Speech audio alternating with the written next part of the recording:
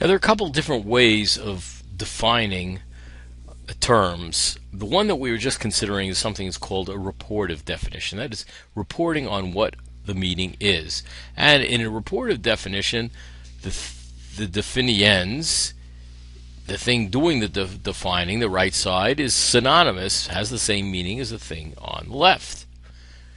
And we notice that we can test whether reportive definitions are good or not by trying to find a counterexample.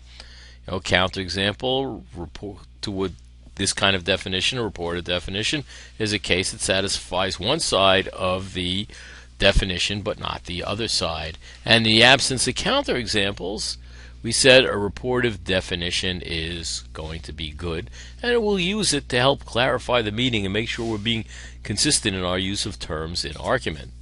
But remember, one counterexample renders a definition inadequate. Now, that's not the only way of trying to capture meaning. That is, there are ostensive and contextual definitions.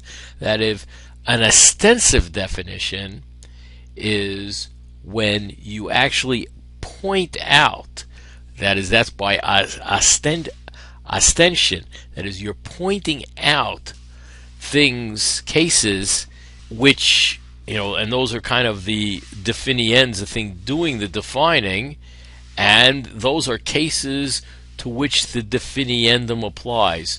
So if you're trying to explain what a man is, maybe you'll get a person and you'll stop three people who are men and a fourth that's a woman. You'll say 1, 2, 3 man, to somebody who doesn't speak English. So sometimes we will explain the meaning of terms by an ostensive definition, and sometimes we will use what's called a contextual definition. That is, sometimes we're going to say, in a certain context, 100 pennies equals $1. So we're going to say we're going to replace $1 with 100 pennies in something. That's in a certain context. We are defining the term in that way.